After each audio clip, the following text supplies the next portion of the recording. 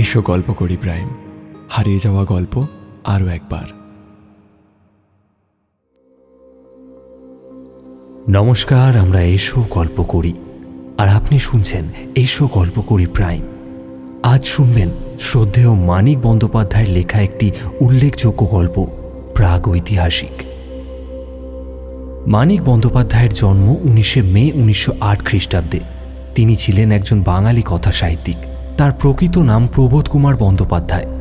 প্রথম বিশ্বযুদ্ধের পর পৃথিবী জুড়ে যে মানবিক মূল্যবোধের চরম সংকটময় মুহূর্তের সৃষ্টি হয়েছিল, সে সময় বাংলা কথা সাহিত্যে যে কয়েকজন লেখকের হাতে সাহিত্য জগতের নতুন এক বৈপ্লবিক ধারা সূচিত হয়, মানিক বন্দ্যোপাধ্যায় ছিলেন তাদের মধ্যে অন্যতম।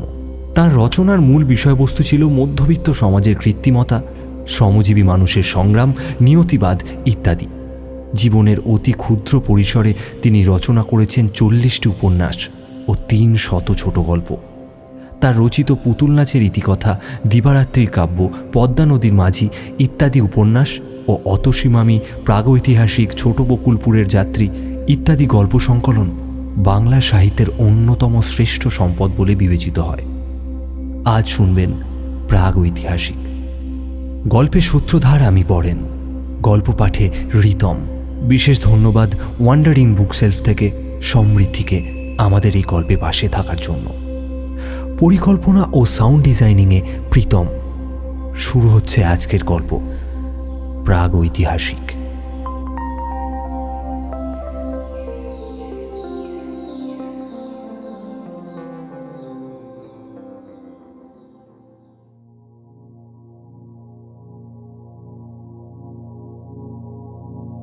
সমস্ত বর্ষাকালটা ভিখু ভয়ানক কষ্ট পেয়েছে। আষাঢ় মাসের প্রথমে বসন্তপুরের বৈকুণ্ঠ সাহার গদিতে ডাকাতি করতে গিয়ে তাদের দলকে দল ধরা পড়ে যায়। 11 জনের মধ্যে কেবল ভিখুই কাঁধে একটা বর্ষার খোঁচা খেয়ে পালাতে পেরেছিল। রাতারাতি 10 মাইল দূরের মাথা ভাঙা পুলটার নিচে পৌঁছে অর্ধেকটা শরীর কাদায় ডুবিয়ে সরোবরের মধ্যে দিনের বেলাটা লুকিয়েছিল। তারপর রাত্রে আরো 9 ক্রোশ পথ হেঁটে একেবারে পেল্লাদ বাগদির বাড়ি চিতলপুরে গিয়ে পৌঁছেছিল। পেল্লাদ তাকে আশ্রয় দেয়নি। কাঁচটা দেখে বলেছিল, গাওয়ান সহজ নয় সাঙ্গাত, উটি পাকবো, গা ফুলবো, জানাজানি হইয়া গেলে আমি জামু কমনে। খুনটা যদি না করতিস। বন কাছেই ছিল, মাইল 5 উত্তরে। ভিখু অগত্যা বনেই আশ্রয় নিল। পেল্লাদ নিজে বাঁশ কেটে বনের একটা দুর্গম অংশে সিঞ্জুরি গাছের নিবিড় ঝোপের মধ্যে তাকে একটা মাচা বেঁধে দিল। তাল পাতা দিয়ে একটা আচ্ছাদনও করে দিল। বলল, বাদলায় বাঘটাক সব পাহাড়ের ওপারে গেছে গা। সাপে যদি না কাটে তো আরাম করে থাকবি। খামো কি? হীরাগুড় দিলাম যে 2 দিন বাদে বাদে ভাত লইয়া আসুক।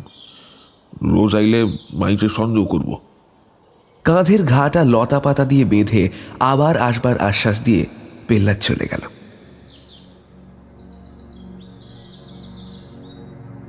পরদিন টের পাওয়া গেল পেল্লাদের কথাই ঠিক। ভিখুর ঘা ধুনিয়ে উঠেছে, ডান হাতটি ফুলের ঢোল হয়ে গিয়েছে এবং হাতটি তার নাড়বার সামর্থ্য নেই। বর্ষাকালে যে বনে বাঘ বাস করতে চায় না, এমনই অবস্থায় সেই বনের জলে ভিজে মশা ও পোকার উৎপাত সহ্য করে দেহের কোনো না কোনো অংশ থেকে ঘন্টায় একটি করে জোঁক টেনে ছাড়িয়ে জ্বরে ও ঘায়ের ব্যথায় ধুঁকতে ধুঁকতে ভিখু 2 দিন 2 রাত্রি সংকীর্ণ মাচাটুকুর উপর কাটিয়ে দিল। বৃষ্টির সময় ছাট লাগিয়ে সে ভিজে গেল। রোদের সময় ভ্যাপসা গাঢ় গুমোটে সে হাঁপিয়ে শ্বাস টানল। পোকার অত্যাচারে দিবারাত্রি তার এক মুহূর্তের স্বস্তি রইল না। পেল্লাদ কয়েকটা বিড়ি দিয়ে গিয়েছিল, সেগুলি ফুরিয়ে গিয়েছে। 3-4 দিনের মতো চিড়ে আছে বটে, কিন্তু গুড় একটুও নেই। গুড় ফুরিয়েছে, কিন্তু গুড়ের লোভে যে লাল পিঁপড়েগুলো ঝাঁক বেঁধে এসেছিল তারা এখনো মাচার উপরে ভিড় করে আছে। ওদের হতাশার জ্বালা ভিখুই অবিরত ভোগ করে চলেছে সর্বাঙ্গে। মনে মনে পেল্লাদের মৃত্যু কামনা করতে করতে ভিখু তবু বাঁচবার জন্য প্রাণপণে জুঝতে লাগলো। যেদিন পেল্লাদের আসবার কথা সেদিন সকালে কলসির জলটাও তার ফুরিয়ে গেল।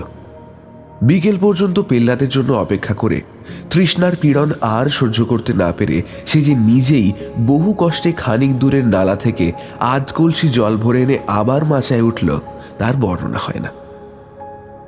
অসহ্য ক্ষুধা পেলে সে চিড়ে চিবিয়ে পেট ভরালো, এক হাতে ক্রমাগত পোকা ও পিঁপড়েগুলো টিপে মারল।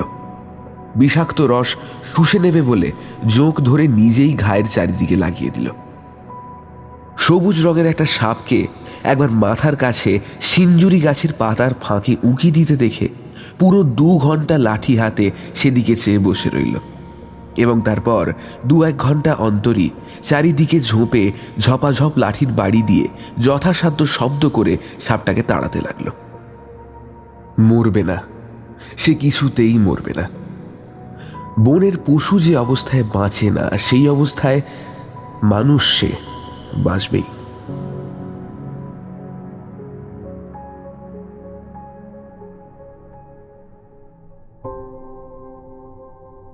পেল্লাদ গ্রামান্তরে কুটুম বাড়ি গিয়েছিল। পরদিনও সে আসলো না। কুটুম বাড়ির বিবাহোৎসবে তাড়ি টেনে বেহুশ হয়ে পড়ে রইল। বনের মধ্যে ভিখু কিভাবে দিনরাত্রি কাটাচ্ছে 3 দিনের মধ্যে সে কথা একবারও তার মনে পড়ল না। ইতিমধ্যে ভিখুর ঘা পচে উঠে লালচে রস করাতে আরম্ভ করেছে। শরীরও তার অল্প ফুলেছে, জ্বরটা একটু কমেছে, কিন্তু সর্বাঙ্গে অসহ্য বেদনা দম ছোটানো তাড়ির নেশার মতোই ভিখুকে আচ্ছন্ন অভিভূত করে ফেলেছে। সে আর এখন ক্ষুধা তৃষ্ণা অনুভব করতে পারে না। যোগেরা তার রক্ত শুষে শুষে কচি পটলের মতো ফুলে আপনা থেকেই নিচে খসে পড়ে যায়। পায়ের ধাক্কায় জলের কলসিটা একসময় নিচে পড়ে ভেঙে যায়। বৃষ্টির জলে পুটুলির মধ্যে চিড়েগুলো পচতে আরম্ভ করে। রাত্রে তার গন্ধে আকৃষ্ট হয়ে মাচার আশেপাশে শেয়াল ঘুরে বেড়ায়।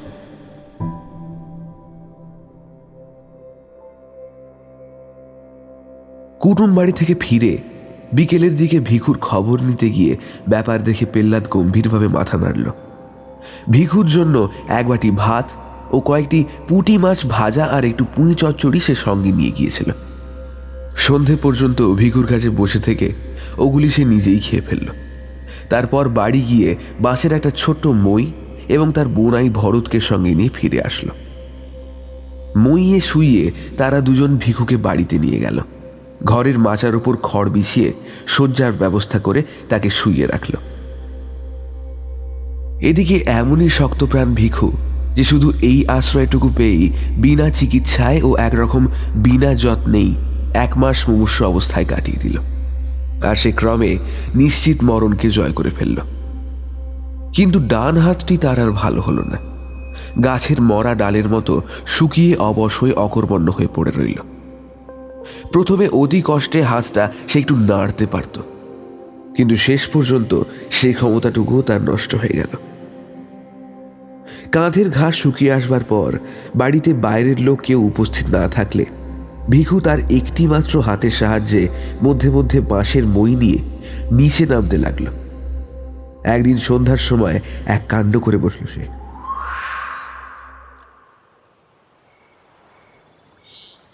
পেল্লাদ সে সময় বাড়ি ছিল না, ভরতের সঙ্গে তাড়ি কিনতে গিয়েছিল। পেল্লাদের বোন গিয়েছিল ঘাটে। পেল্লাদের বউ ছেলেকে ঘরে শোয়াতে এসে ভিখুর চাহনি দেখে তাড়াতাড়ি পালিয়ে যাচ্ছিল, কিন্তু ভিখু তার একটা হাত চেপে ধরল। এতটুকু আওয়াজ নয়, ভালো স্বাস্থ্য একদম সব মাইরা থাক। কিন্তু পেল্লাদের বউ বাগদির মেয়ে। দুর্বল শরীরে বাঁ হাতে তাকে আয়ত্ত করা সহজ কাজ নয়। এক ঝটকায় সে হাত ছাড়িয়ে গাল দিতে দিতে চলে গেল। পেল্লাদ বাড়ি ফিরলে সে সব বলে দিল। তারই নেশায় পেল্লাদের মনে হলো এমন নেমো খারাপ মানুষটাকে একেবারে খুন করে ফেলাই কর্তব্য। হাতের মোটা বাঁশের লাঠিটা দিয়ে বউয়ের পিঠে এক ঘা বসিয়ে দিল। ভিখুর মাথা ফাটাতে গিয়ে নেশার মধ্যেও কিন্তু টের পেতে বাকি রইল না যে কাজটা যত বড় কর্তব্যই হোক সম্ভব একেবারেই নয়। ভিখু তার ধারালো দাটি বাঁ হাতে শক্ত করে বাগিয়ে ধরে আছে। সুতরাং খুনোখুনির পরিবর্তে তাদের মধ্যে কিছু অশ্লীল কথার আদান প্রদান হলো মাত্র। শেষে পেল্লাদ বলল, তোর লইগা আমার 60 টাকা খরচ হইয়া গেছে। টাকা নে, টাকা দিয়া বাইর হয়ে যা আমার বাড়ি থেকে।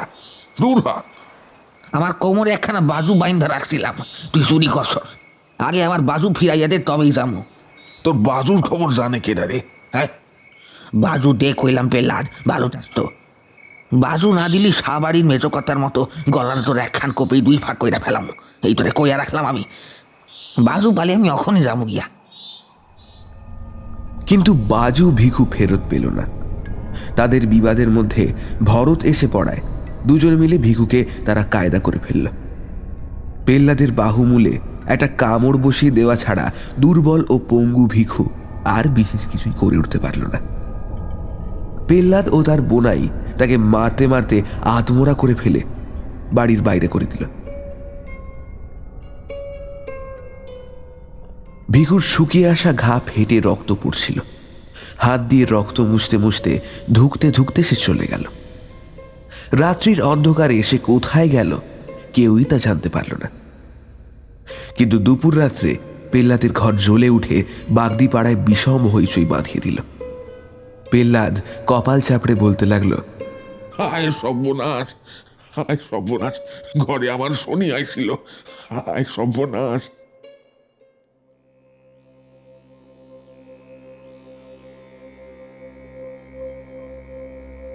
সেই রাত্রি থেকে ভিখুর আদিম অসভ্য জীবনের দ্বিতীয় পর্যায় আরম্ভ হল।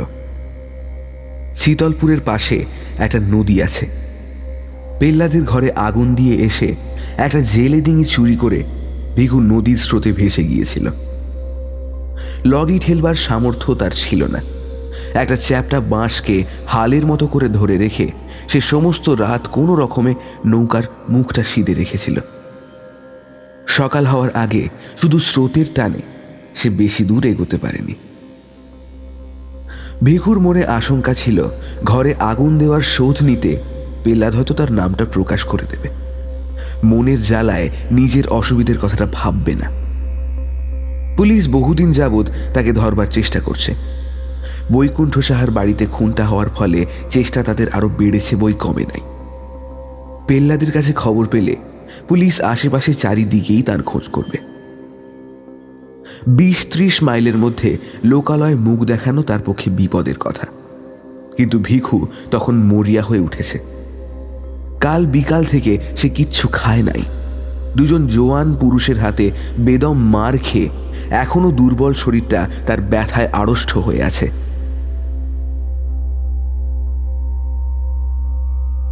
ভোর ভোর মহকুমা শহরের ঘাটের সামনে পৌঁছে সে ঘাটে নৌকা লাগালো।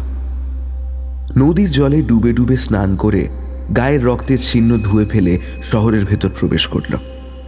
ক্ষুধায় সে চোখে অন্ধকার দেখছিল। 80 পয়সাও তার সঙ্গে নেই যে মুড়ি কিনে খায়। বাজারের রাস্তায় প্রথম যে ভদ্রলোকটির সঙ্গে দেখা হলো তারই সামনে হাত পেতে সে বলল, 2 পয়সা দিবেন কর্তা? তার মাথার জটা বাঁধা চাপ চাপ রুক্ষ ধূসর চুল, কোমরে জড়ানো মাটির মতো ময়লা ছেঁড়া ন্যাকড়া আর দড়ির মতো শীর্ণ দোদুল্যমান হাতটি দেখে ভদ্রলোকটির বুঝি দয়াই হলো। তিনি তাকে একটা পয়সা দান করলেন। ভিখু বলল, এই একটা দিলেন বাবু, আরেকটা দেন।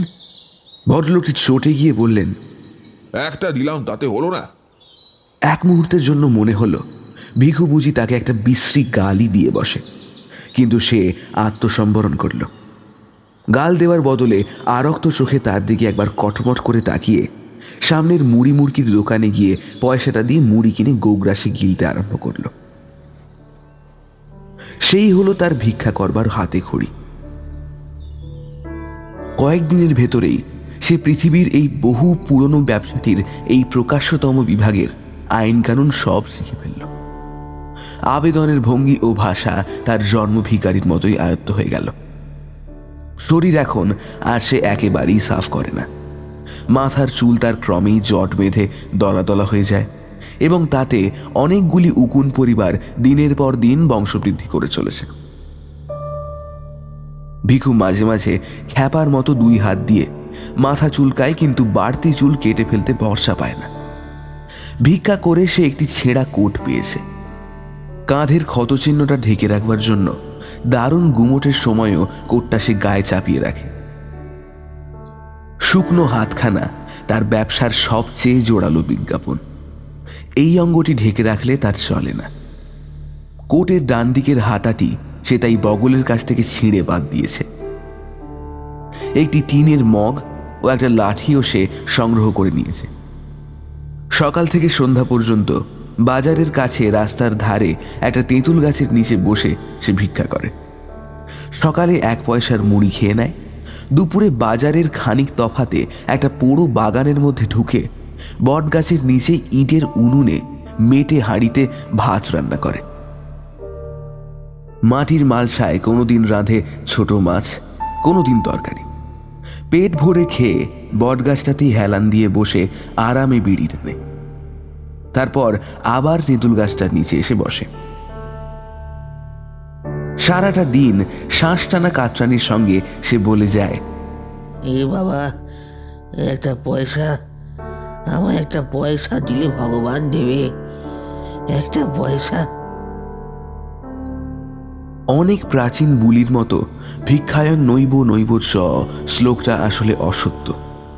সারা দিনে ভিখুর সামনে দিয়ে 1000-1500 লোক যাতায়াত করে এবং গড়ে প্রতি 50 জনের মধ্যে একজন তাকে পয়সা অথবা আধলা দেয়। আধলার সংখ্যা বেশি হলেও সারা দিনে ভিখুর 5-6 আনা রোজগার হয়, কিন্তু সাধারণত তার উপার্জন 8 আনার কাছাকাছি থাকে।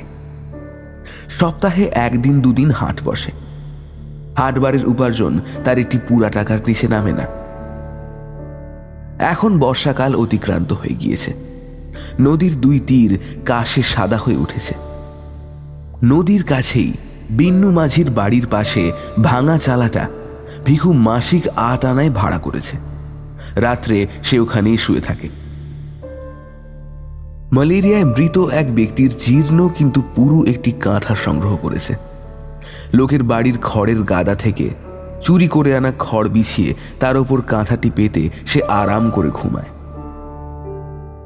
মাঝে মাঝে শহরের ভেতরে গৃহস্থ বাড়িতে ভিক্ষা করতে গিয়ে সে কয়েকখানা ছেঁড়া কাপড় পেয়েছে, তাই পুঁটুলি করে বালিশের মতো ব্যবহার করে।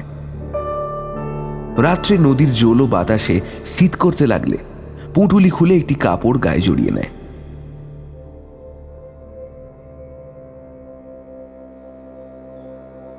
সুখে থেকে এবং পেট ভরে খেয়ে কিছুদিনের মধ্যেই ভিখুর দেহে পূর্বের স্বাস্থ্য ফিরে এলো। তার ছাতি ফুলে উঠল। প্রত্যেকটি অঙ্গ সঞ্চালনে হাতের ও পিঠের মাংসপেশি নিচে উঠতে লাগল। অবরুদ্ধ শক্তির উত্তেজনায় ক্রমে ক্রমে তার মেজাজ উদ্ধত ও অসহিষ্ণু হয়ে পড়ল। অভ্যস্ত বুলি আউড়ে কাতরভাবে সে এখনো ভিক্ষা চায় বটে, কিন্তু ভিক্ষা না পেলে তার ক্রোধের সীমা থাকে না। পথে লোকজন না থাকলে তার প্রতি উদাসীন পথিককে সে অশ্লীল গাল দিয়ে বসে। 1 পয়সার জিনিস কিনে ফাউ না পেলে দোকানিকে মারতে ওঠে। নদীর ধারে মেয়েরা স্নান করতে নামলে ভিক্ষা চাইবার জন্য জলের ধারে গিয়ে দাঁড়ায়। মেয়েরা ভয় পেলে সে খুশি হয় এবং সরে যেতে বললে নড়ে না। দাঁত বার করে সে দুর্বিনীত হাসি হাসে। রাত্রে সচরিত শয্যায় সে ছটফট করে। নারী সঙ্গহীন এই নিরুৎসব জীবন তার আর ভালো লাগে না। অতীতের উদ্দাম ঘটনাবহুল জীবনটির জন্য তার মন হাহাকার করে। তাড়ির দোকানে ভাঁড়ে ভাঁড়ে তাড়ি গিলে সে হল্লা করত। টলতে টলতে বাসির ঘরে গিয়ে উন্মত্ত রাত্রি যাপন করত। আর মাঝে মাঝে দল বেঁধে গভীর রাত্রে গৃহস্থের বাড়িতে চড়াও হয়ে সকলকে মেরে টাকা ও গহনা লুট করে রাতারাতি উধাও হয়ে যেত।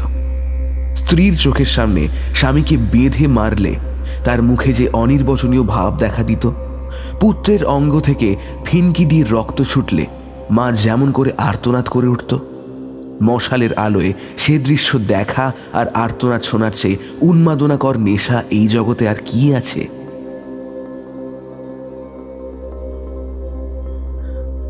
পুলিশের ভয়ে গ্রাম থেকে গ্রামান্তর পালিয়ে বেরিয়ে আর বনে জঙ্গলে লুকিয়ে থেকেও যেন তখন সুখ ছিল। তার দলের অনেকেই বারবার ধরা পড়ে জেল খেটেছে কিন্তু জীবনে একবারের বেশি পুলিশ তার নাগাল পায়নি।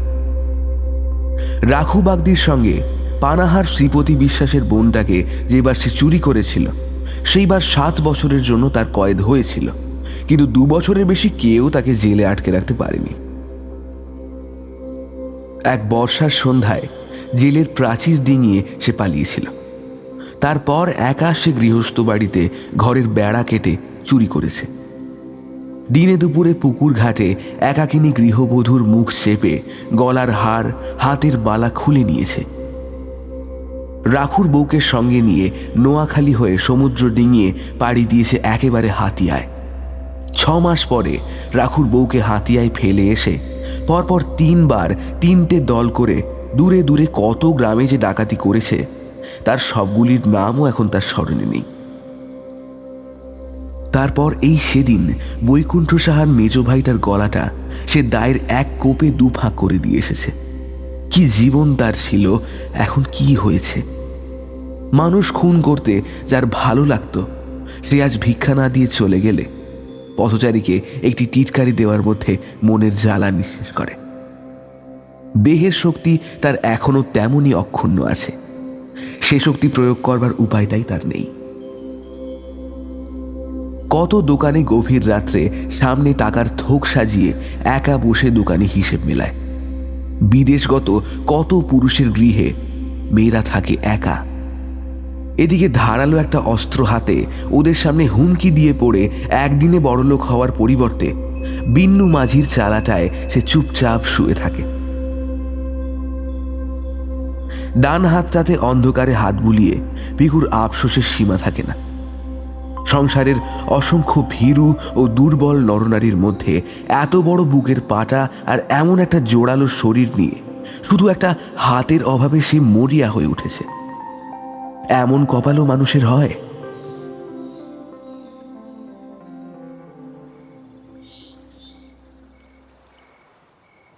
তবু এ দুর্ভাগ্য সে সহ্য করতে পারে, আফসোসেই নিবৃত্তি। বাজারে ঢোকবার মুখেই একটি ভিখারিনী ভিক্ষা করতে বসে। বয়স তার বেশি নয়, দেহের বাঁধনিও আছে বেশ, কিন্তু একটা পায়ে হাঁটুর নিচ থেকে পাতা পর্যন্ত তার থকথকে তৈলাক্ত ঘা। এই ঘায়ের জোরেই সে ভিখুর চেয়ে বেশি রোজগার করে, সেজন্য ঘাটিকে সে বিশেষ যত্নে সারতে দেয় না। ভিখু মধ্যে মধ্যে গিয়ে তার কাছে বসে, বলে, ঘাটি সারবো না লয়। ভিখারিনী বলে, খুব ওষুধ দিলে অখনই সারে। ভিখু সাগ্রহে বলে, সারা তবে ওষুধ দিয়া চটপট সারাই গেল। ঘা সারলে তোর আর ভিক মাগতি হবে না জানস। আমি তোরে রাখুম। আমি থাকলি তো? কেন থাকবি না কেন? খাওয়ামু পরামু আরামে রাখুম। পায়ের পরনি পা দিয়া গাঁঠ হইয়া বইয়া থাকবি। না করস তুই কে লিগে? অত সহজে ভুলিবার মেয়ে ভিখারিনী নয়। খানিকটা তামাক পাতা মুখে গুঁজে সে বলে, 2 দিন বাদে মরে যখন তুই খাদাইয়া দিবি ঘাম মুই তখন পাবো কয় না। ভিখু আজীবন একনিষ্ঠতার প্রতিজ্ঞা করে, সুখে রাখবার লোভ দেখায়, কিন্তু ভিখারিনী কোনো মতেই রাজি হয় না। ভিখু ক্ষুণ্ণ মনে ফিরে আসে। এদিকে আকাশে চাঁদ ওঠে, নদীতে জোয়ার ভাটা বয়, শীতের আমেজে বায়ুস্তরে মাদকতা দেখা দেয়। ভিখুর চালার পাশে কলা বাগানের চাঁপা কলার কাঁদি শেষ হয়ে আসে। বিন্নু মাঝি কলা বিক্রির পয়সায় বউকে রূপার গোট কিনে দেয়। তালের রসের মধ্যে নেশা ক্রমেই জোড়ালো ও জমাট হয়ে ওঠে। ভিখুর প্রেমের উত্তাপে ঘৃণা ডুবে যায়। নিজেকে সে আর সামলে রাখতে পারে না। একদিন সকালে উঠেই সে ভিখারিনীর কাছে যায়, বলে, আচ্ছা ল ঘা লইয়াই চল। আগে আইবার পার নাই? যা যা যা, এখন মরে গিয়ে আঘাত তলে ছলি খাওয়া গিয়ে।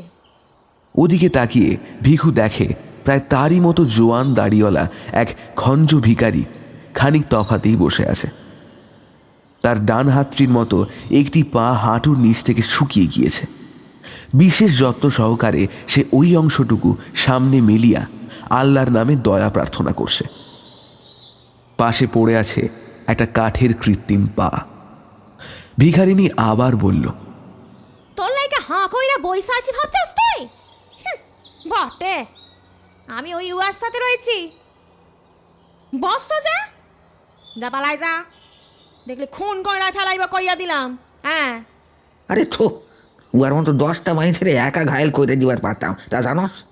পারস তো জানা। হ্যাঁ, উয়ার সাথে লাগ না গিয়ে আমার কাছে কি? হ্যাঁ, উইয়া তো সারান দে, আমার কাছে চ। ইরে সোনা, হ্যাঁ তামক খাবা? খাওয়া কয়া পিছাইছিলি, তোর লাগার খাতে রেখে রে হারার পুত। ওয়ারে ছাড়ুম কেন? হ্যাঁ, ওয়ারে কেন ছাড়ুম? ওয়ার মতো কামাস তুই? ঘর আছে তোর? ভাবি তো ভাগ, নাহলে গাল দিব কইলাম। হ্যাঁ,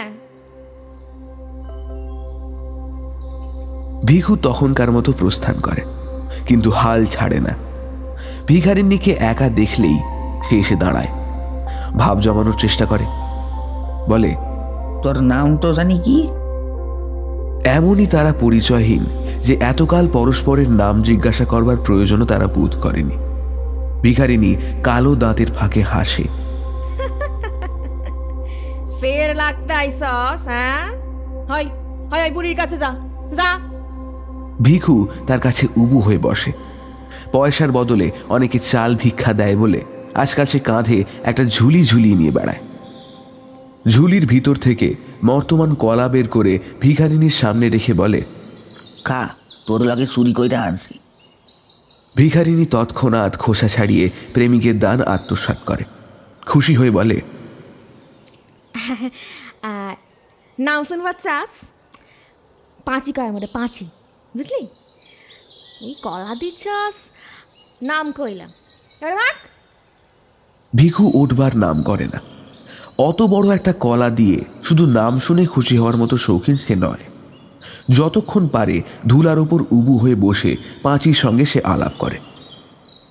ওদের স্তরে নেমে না গেলে সে আলাপকে কেউ আলাপ বলে চিনতে পারবে না, মনে হবে পরস্পরকে তারা যেন গাল দিচ্ছে। পাঁচির সঙ্গীটির নাম ওয়াসির।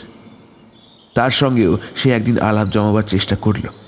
বলল, সেলাম মিয়া। ওয়াসির বলল, এদিকে ঘোরাফেরা কি জন্য? শিলাম মিয়া করিতেছে, লাঠির এক ঘায়ে ছিটি ছ্যাঁচানি মনে। দুজনের মধ্যে খুব খানিকটা গালাগালি হয়ে গেল। ভিখুর হাতের লাঠি ও ওয়াসিরের হাতের মস্ত একটা পাথর থাকায় মারামারিটা আর হলো না। নিজের তেঁতুল গাছের তলায় ফিরে যাওয়ার আগে ভিখু বলল, র, তোরে নিপাত করতেছি। ওয়াসির বলল, ফের উহার সাথে বাতচিত করলি তো জানে মাইরা নিমো। আল্লাহর কিরে।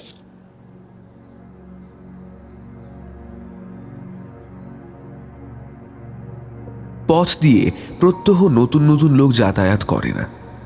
একেবারে প্রথমবারের জন্য যারা পথটা ব্যবহার করে, দৈনন্দিন পথিকদের মধ্যে তাদের সংখ্যা 2 মাসের ভেতরেই মুষ্টিমেয় হয়ে আসে। ভিখুকে একবার তারা 1টি পয়সা দিয়েছে, পুনরায় দান করিবার প্রয়োজন তারা অনেকেই মনে করে না। সংসারে ভিখারির অভাবও নেই। কোনো রকমে ভিখুর পেট চলতে লাগলো। হাটবার ছাড়া রোজগারের 1টি পয়সাও সে বাঁচাইতে পারল না। সে ভাবনায় পড়ে গেল, শীত পড়লে খোলা চালার নিচে থাকা কষ্টকর হবে। যেখানেই হোক চারদিক ঘেরা যেমন তেমন একটা ঘর তার চাই, মাথা গোজবার জন্য একটা ঠাঁই, আর দুবেলা খেতে না পেলে কোনো যুবতী ভিখারিনী তার সঙ্গে বাস করতে রাজি হবে না। অথচ উপার্জন তার যেভাবে কমছে, এইভাবে কমতে থাকলে শীতকালে সে নিজেই পেট ভরে খেতে পাবে না। যেভাবেই হোক আয় তাকে বাড়াতে হবে। এখানে থেকে আয় বাড়াবার কোনো উপায়ই সে দেখতে পায় না। চুরি ডাকাতির উপায় নেই, মজুর খাটবার উপায়ও নেই। একেবারে খুন করে না ফেললে কাহারও কাছে অর্থ ছিনিয়ে নেওয়া এক হাতে সম্ভব নয়। পাঁচিকে ফেলে এই শহর ছেড়ে কোথাও যেতে তার ইচ্ছে করে না। আপনার ভাগ্যের বিরুদ্ধে ভিখুর মন বিদ্রোহী হয়ে ওঠে। তার চালার পাশে বিন্নু মাঝির সুখী পারিবারিক জীবনটা তাকে হিংসায় জর্জরিত করে দেয়।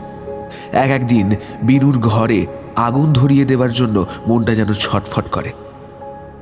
নদীর ধারে খ্যাপার মতো ঘুরতে ঘুরতে তার মনে হয় পৃথিবীর যত খাদ্য ও যত নারী আছে একা সব দখল করে নিতে না পারলে তার তৃপ্তি হবে না। আর কিছুকাল ভিখু অমনি অসন্তোষের মধ্যে কাটিয়ে দিল।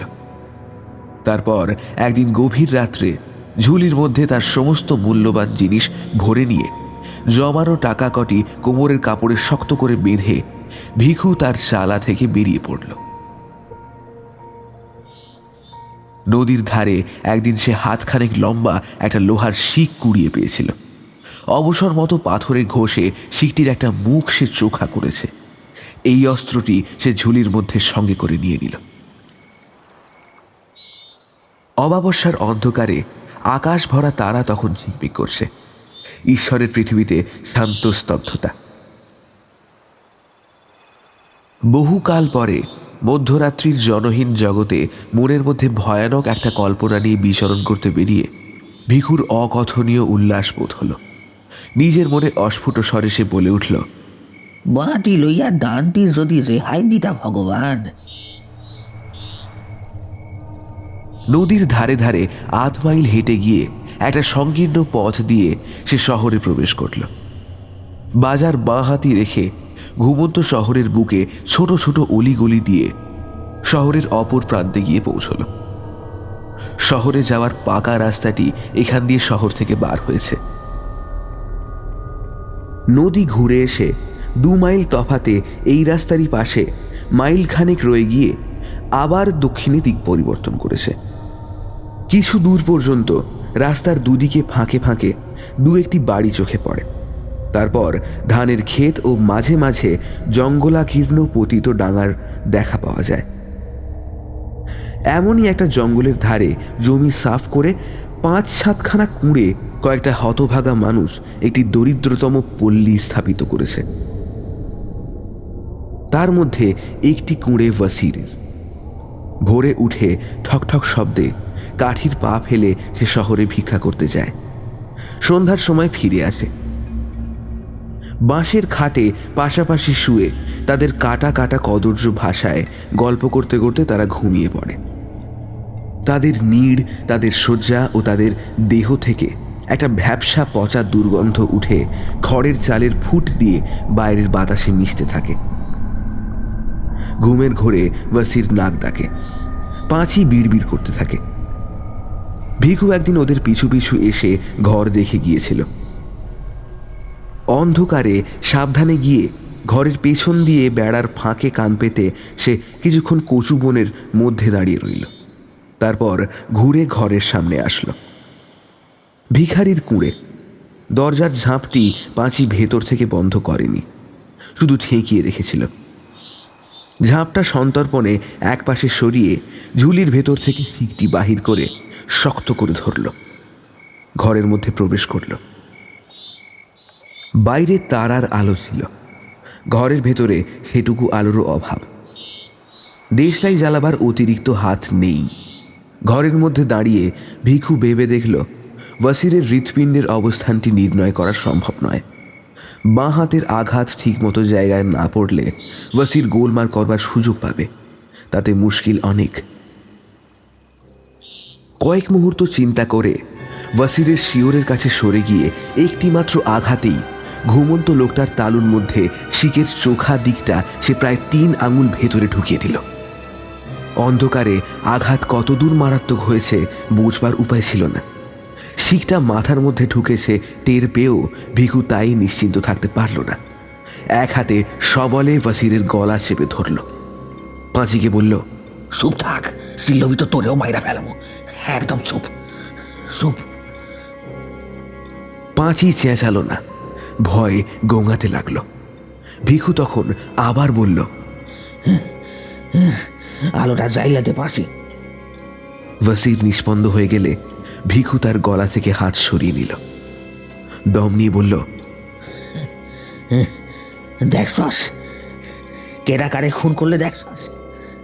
পাঁচি আলো জ্বাললে ভিখু পরম তৃপ্তির সঙ্গে নিজের কীর্তি চেয়ে দেখল। একটি মাত্র হাতের সাহায্যে অমন জোয়ান মানুষটাকে ঘায়েল করে গর্বে তার সীমা রইল না।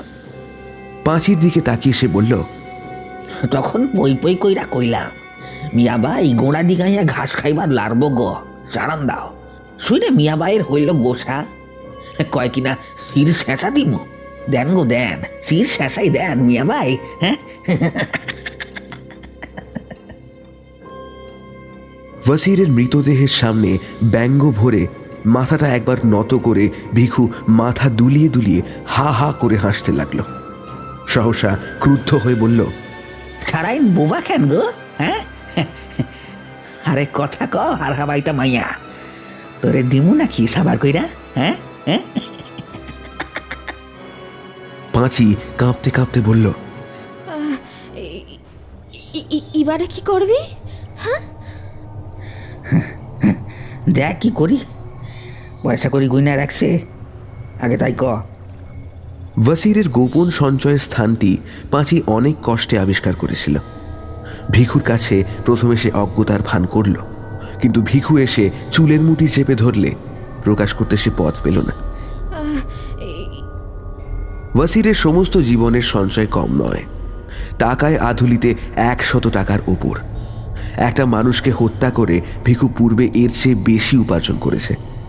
তবু সে খুশি হলো, বলল, কি কি নিবি পুঁডলি বাইন ধলা পাঁচি, তারপর লড়াই থাকতে মেলা করি। খানিক বাদে নবমীর চাঁদ উঠবো, আলোয় পথটুকু পার হমো। পাঁচি পুঁটুলি বেঁধে নিল। তারপর ভিখুর হাত ধরে খোঁড়াতে খোঁড়াতে ঘরের বাইরে বেরিয়ে রাস্তায় গিয়ে উঠল। পূর্বাকাশের দিকে চেয়ে ভিখু বলল, এখনই চাঁদ উঠবো পাঁচি। পাঁচি বলল, আমরা যাবো কনে? হ্যাঁ, সদর ঘাটে না চুরি করুন, বিয়ানে শিবুটিপুরের সামনে জংলার মধ্যে ঢুইকা থাকুন। রাইতে একদম সদর, পাশালাইয়া চল পাঁচি, এক ক্রোশ পথ হন্টন লাগিব। পায়ের ঘা নিয়ে তাড়াতাড়ি চলতে পাঁচির কষ্ট হচ্ছিল। ভিখু সহসা একসময় দাঁড়িয়ে পড়ল, বলল, পায়নি তুই ব্যথা পাস পাঁচি? হ, ব্যথা জানায়। বাবা, পিঠে সাপামো? পারবি কেন? হ্যাঁ হ্যাঁ পারুম, আয়। ভিখুর গলা জড়িয়ে ধরে পাঁচি তার পিঠের ওপর ঝুলে রইল। তার দেহের ভারে সামনে ঝুঁকে ভিখু জোরে জোরে পথ চলতে লাগল।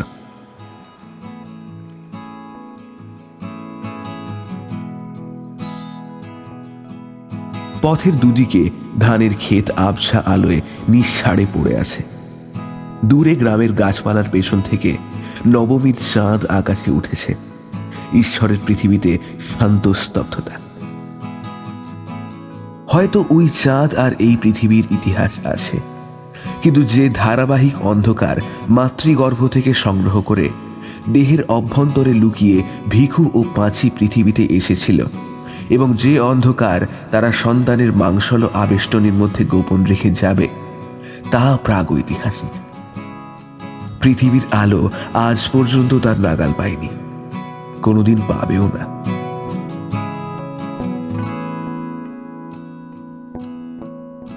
কেমন লাগলো আজকের গল্প? ভালো লাগলে অবশ্যই লাইক, শেয়ার এবং কমেন্ট করুন, আর সাবস্ক্রাইব করে আমাদের পাশে থাকুন। আমাদের নতুন চ্যানেল এসো গল্প করি প্রাইমে খুব শীঘ্রই আসতে চলেছে শ্রদ্ধেয় বিভূতিভূষণ বন্দ্যোপাধ্যায়ের লেখা আরণ্যক। তাই এসো গল্প করি প্রাইম চ্যানেলটি ভিজিট করুন আর লাল বাটনটি প্রেস করে সাবস্ক্রাইব করুন। দেখা হবে নতুন কোনো গল্পে। শুভরাত্রি, ভালো থাকবেন এবং সকলকে ভালো রাখবেন, আর হ্যাপি নিউ ইয়ার।